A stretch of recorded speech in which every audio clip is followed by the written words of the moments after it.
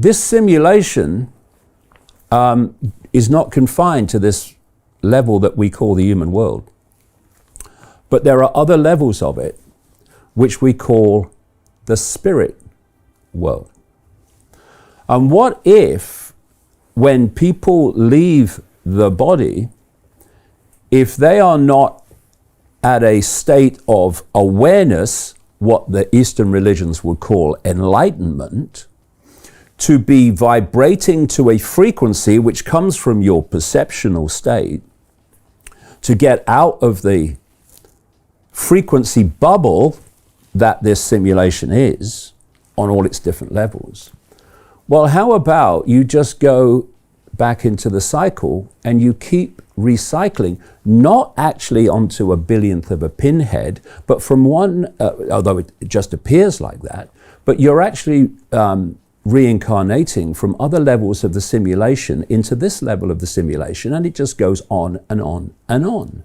And what if, just as people are bewildered by what the hell this world is and what's happening, that when you leave the body, if you've not reached a certain level of awareness of what the hell's going on, which is what the book's all about, then you're bewildered in another way, and you believe, just as you believe you're here for this reason, that reason, or you're here to learn lessons or whatever you believe, outside of this, still in the simulation, you believe that you have to keep coming back here to learn lessons to get out of the cycle.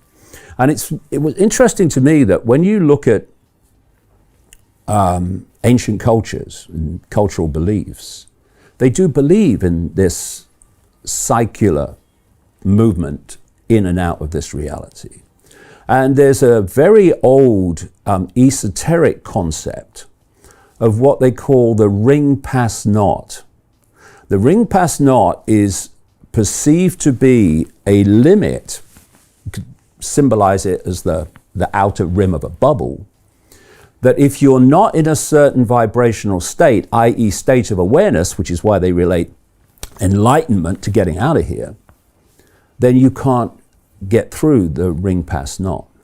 Other beliefs and religious beliefs talk about the Ouroboros, which is the snake eating its own tail, which is symbolic of this limit, this ring pass knot. And so it becomes clear to me that the trap is much bigger than just the manipulation of this reality that we call the human world. It goes beyond that, well beyond that. So you come into this world to learn lessons, but what happens?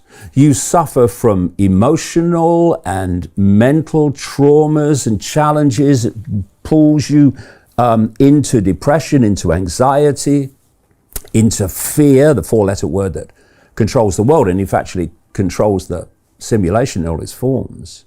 And you leave the body overwhelmingly in a low vibrational state. So you don't get out of here. The idea is that you keep control of perception, i.e. frequency, to the point where no one gets out of here. And you know, there are traps everywhere. Like there's the trap of, yeah, it's about reincarnation and learning lessons. It's a freaking trap. It's not about learning lessons. We don't have to learn lessons. We are all that is, has been, and ever can be. We don't have to learn lessons to stop incarnating on a billionth of a pinhead or into this level of the simulation, whichever you choose to symbolize it as. We can reach our own state of enlightenment just by the realization of who we are. And if you look at when you come into this reality, the human world, what are they telling you from cradle to grave to self-identify yourself with? The body and the labels of a human life. They're saying you are a man, you are a woman, you are something in between. You are this sexuality, you are that race, you are this religion, you are that income bracket. All these labels That's who you are. And if you perceive yourself in those incredibly limited terms, because they're not who we are, they are experiences that who we are, consciousness is briefly having in a human life. But if you self-identify with those labels, you're self-identifying with limitation. When you self-identify with limitation, your sense of limitation becomes expressed vibrationally in a low vibrational state, which means when you leave this reality, this human reality, you're in a vibrational state that stays in the cycle, round and round and round it goes. And, you know, the other part of the trap is, where did the simulation come from? And I've been writing about this for quite a while. As Rich Terrell at NASA said, if this is a simulation, which he believes it is, who the hell created it? And this brings us to that question I posed earlier. Why can't we see that which is manipulating us in a non-human form, as I say it is? Well, because we can only see this tiny narrow band of frequency called visible light, and the force that is manipulating human society, controlling the simulation, actually created the simulation to enslave us by enslaving our perception. It's what the simulation is, enslavement of perception, is operating outside the band of frequency that we can see. And if we call this reality the third dimension, keep it simple, and a higher or another level of frequency high enough for us not to be able to see it, the fourth dimension is what spiritual people call the astral dimension or the astral plane.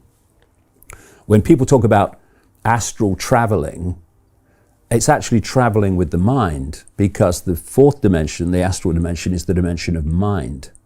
And it's from there that this reality is manipulated, controlled, and orchestrated from.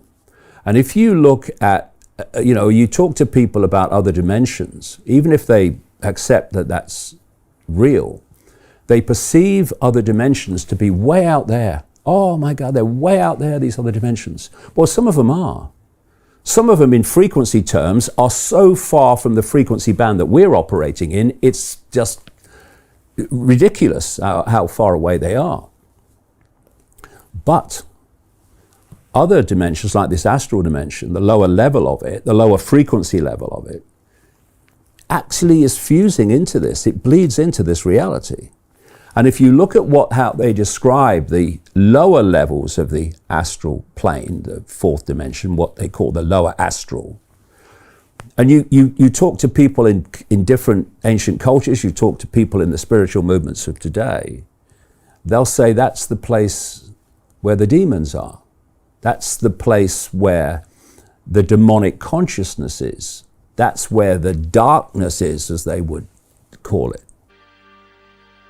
Well, you've reached the end of the video. If you are interested in learning more about similar topics, here you will find other really interesting videos from the channel. Thanks for watching this video. Click on the like button if you enjoyed it, and do not forget to subscribe in case you didn't. See you on the next one.